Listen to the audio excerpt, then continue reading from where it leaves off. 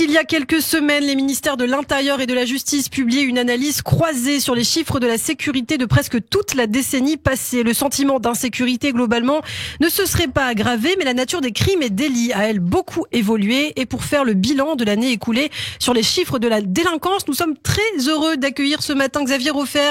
Bonjour et une excellente année à vous. Bonjour, merci. En ce qui vous concerne, l'année a bien commencé. Je viens de vous écouter. Là, c'est parti sur les chapeaux de roue.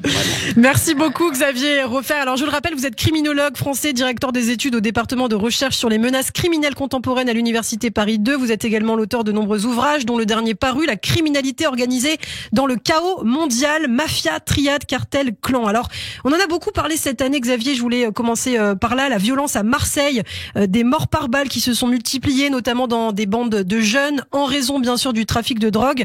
Les dealers qui n'hésitaient plus d'ailleurs à s'armer, à tirer sur la police. On le sait, la question des stupéfiants est au cœur de la lutte contre la délinquance en France. Est-ce que depuis le gouvernement, Xavier Roffer, les autorités ont pris le problème à bras-le-corps? Est-ce que des choses ont été réglées? Alors, je pense d'abord que le fait de dire que tout ça c'est une affaire de trafic de stupéfiants est une profonde erreur. Dans le milieu criminel, les gens, contrairement à vous et à moi, n'ont pas de métier précis et affecté une fois pour toutes.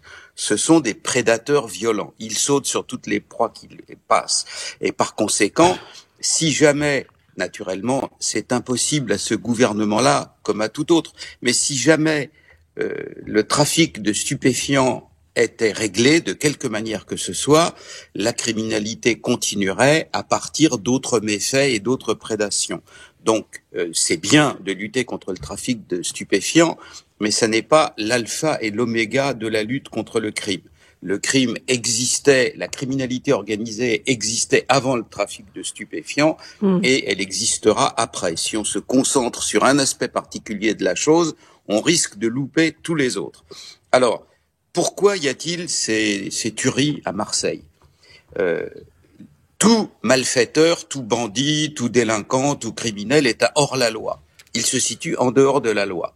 Comme il se situe en dehors de la loi, il ne peut pas avoir recours à elle. C'est-à-dire que pour régler ses comptes, il ne peut pas aller au prud'homme, il ne peut pas assigner ses rivaux ou ses concurrents en justice, il est obligé de régler ça lui-même.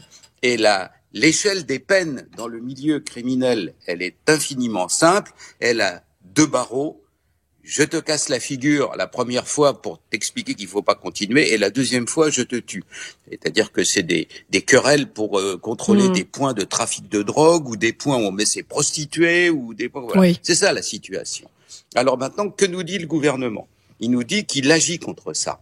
Et bien entendu, il le fait parce que c'est son boulot. La tâche première d'un gouvernement, quel qu'il soit, c'est d'assurer la sécurité de ses mandants.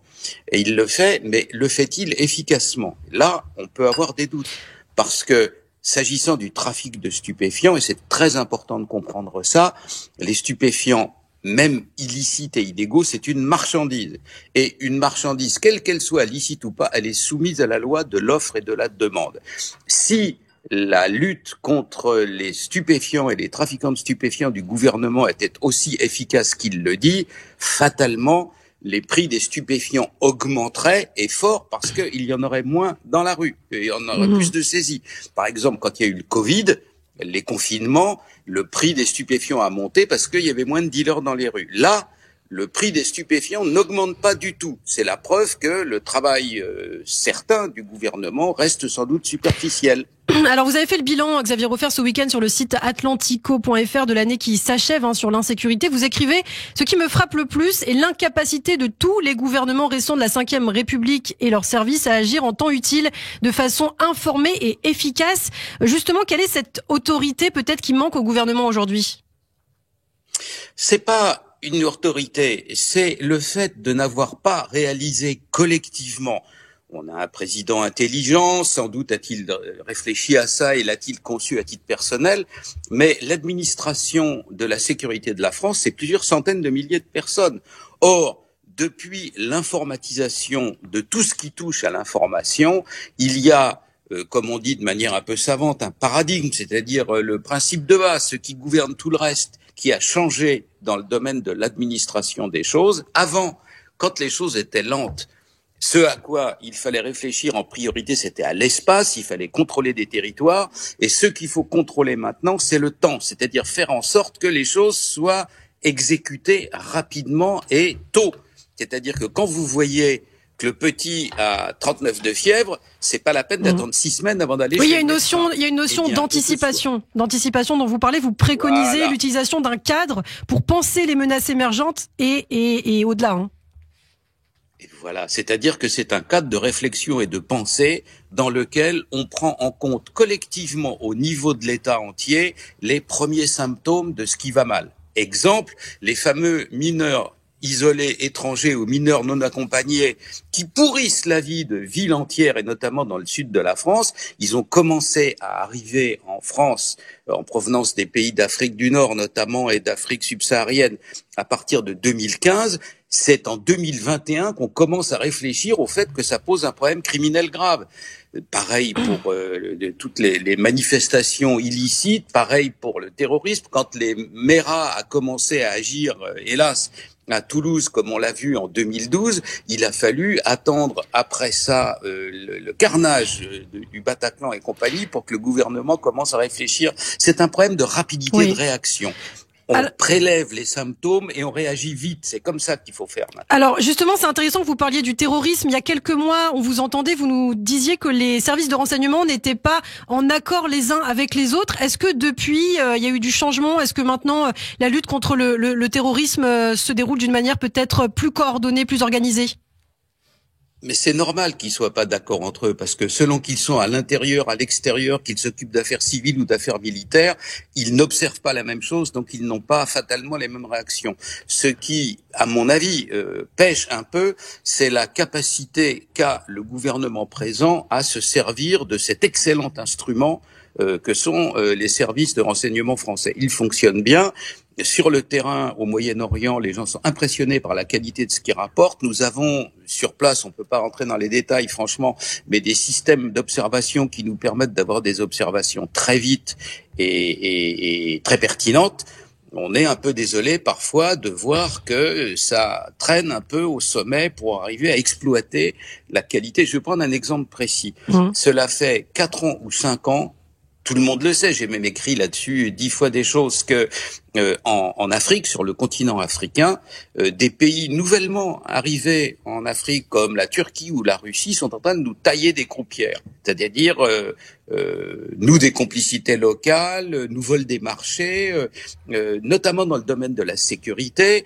Voilà pas 3 mois, le président Erdogan est passé au Togo et il a carrément pris en compte tous les liens avec l'armée togolaise qui auparavant étaient par l'armée française. C'est grave parce que naturellement, on ne se défend pas à l'intérieur de ses frontières. La cause d'Israël est chère à Radio J, c'est en dehors de ses frontières qu'Israël se défend. S'il attend d'être sur son territoire, il est fichu. Naturellement, on peut pas faire ça. Donc, quand on regarde de loin pour l'Europe, on regarde l'Afrique parce que, notamment, en raison de la profondeur des liens qui nous lient avec le continent africain. Et là, il a fallu attendre 4 ou 5 ans avant qu'on se rende compte qu'au Mali, qu'il y avait un problème, que des mercenaires russes étaient arrivés et que c'était pas bien pour la France. Pourquoi ça traîne autant et pourquoi faut-il aussi longtemps avant de réagir? C'est ça le problème.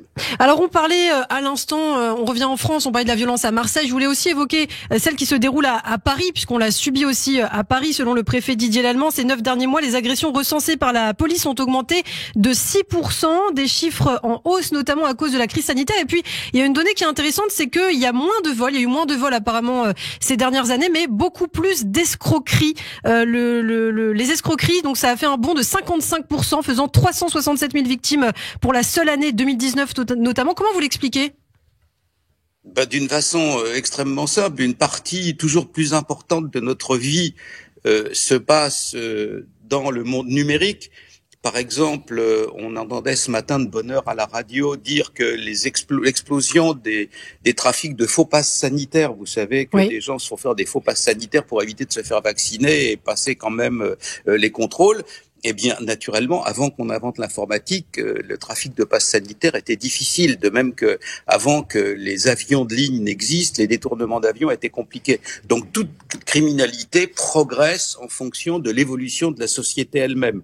Vous avez de nouveaux moyens électroniques, vous avez une vie maintenant d'un individu qui se déroule sur deux plans, sa vie physique avec sa famille et puis sa vie administrative et professionnelle qui se déroule. Et une partie de la criminalité se déplace du monde physique vers le monde numérique. C'est rien de plus que ça, quoi.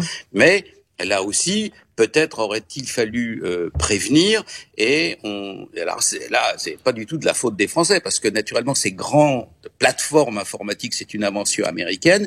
Mais quand elles ont été mises en place, voilà une quinzaine d'années, elles ont été mises en place de l'aveu même des intéressés, en dépit de toute règle de sécurité. C'est-à-dire qu'on a balancé des systèmes gérant des milliards d'informations par minute, sans avoir idée de la manière d'interdire à des pirates de s'y infiltrer. Voilà, donc là, c'est fait, le mal est fait, il faudra des années pour corriger ce tir-là. Et vous avez vu récemment aux États-Unis même que tout un système de pipeline qui desservait en essence et en kérosène pour les avions et en fuel toute la côte est des États-Unis a été paralysé par un piratage, et que aux États-Unis, les gens sur Internet disaient « j'ai l'impression d'être au Zimbabwe ou en Éthiopie, étaient obligés de faire la queue parce qu'il n'y avait plus d'essence ». Vous voyez donc la fragilité de ces grands systèmes-là au piratage. Alors, la petite conséquence, petite en raison imaginez, piratage d'un site nucléaire ou piratage de réseaux d'électricité, mais la petite conséquence, c'est qu'effectivement les escroqueries sur Internet augmentent et que petit à petit on y part, mais là aussi c'est très lent. Eh bien, merci beaucoup Xavier Roffer pour toutes ces précisions. Je le rappelle, vous êtes criminologue français, directeur des études au département de recherche sur les menaces criminelles contemporaines à l'université Paris 2, et on peut vous retrouver régulièrement. Je l'espère très bientôt. On vous entendra à nouveau sur Radio J. Merci beaucoup et encore une excellente année à vous. C'est toujours un bonheur. À bientôt. À bientôt.